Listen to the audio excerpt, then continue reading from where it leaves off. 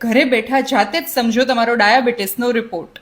તો ડાયાબિટીસના રિપોર્ટમાં ઘણા બધા પેરામીટર્સ હોય છે, પણ એમાંથી સૌથી મહત્વના 3 પેરામીટર હોય છે.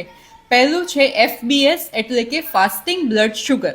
જ્યારે તમે 8 થી 12 કલાક કંઈ જ ખાધા વગર રિપોર્ટ કરાવો અને એમાં જે વેલ્યુઝ આવે એને FBS એટલે કે ફાસ્ટિંગ બ્લડ શુગર કહેવામાં આવે છે. આ વેલ્યુઝ જનરલી એવું દર્શાવે છે કે જ્યારે તમે કંઈ નથી ખાતા છતાં પણ તમારું બોડી કેટલી સારી રીતે ગ્લુકોઝને કંટ્રોલ કરી શકે છે.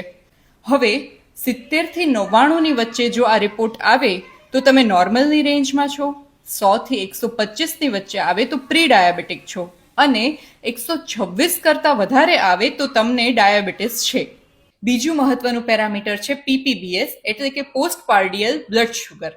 તમે જમ્યાના 2 કલાક પછી જે રિપોર્ટ કરાવો એને PPBS કહેવામાં આવે છે, અને એ શું સૂચવે છે કે તમે જમો ત્યારે તમારા બોડીમાં જે ગ્લુકોઝ જાય એને તમારું બોડી અને તમારું ઇન્સ્યુલિન કેટલી સારી રીતે પચાવી શકે. હવે જો આ રેન્જ 140 થી નીચે હોય તો તમે નોર્મલ છો, 140 થી 199ની વચ્ચે હોય તો તમે પ્રી ડાયાબિટીક છો, અને 200 કરતાં વધારે હોય તો તમે ડાયાબિટીકની રેન્જમાં આવો છો.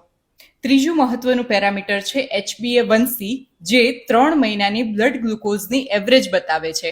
તમારા બોડીમાં ઓવરઓલ લોંગ ટર્મમાં ગ્લુકોઝની શું સિચ્યુએશન છે એ જાણવા માટે આ રિપોર્ટ કરવામાં આવે છે. અને આની વેલ્યુ જો 5.7 કરતાં નીચે હોય તો તમે નોર્મલ છો, 5.7 થી 6.4ની વચ્ચે હોય તો તમે પ્રી ડાયાબિટીક છો, અને 6.5 કરતાં વધારે હોય તો તમે ડાયાબિટીકની રેન્જમાં આવો છો. આવી જ મહત્વની હેલ્થ રિલેટેડ જાણકારી માટે જલ્દીથી અમારા પેજને ફોલો કરી દો અને આ વિડીયોને મેક્સિમમ લોકો સુધી શેર કરી દો.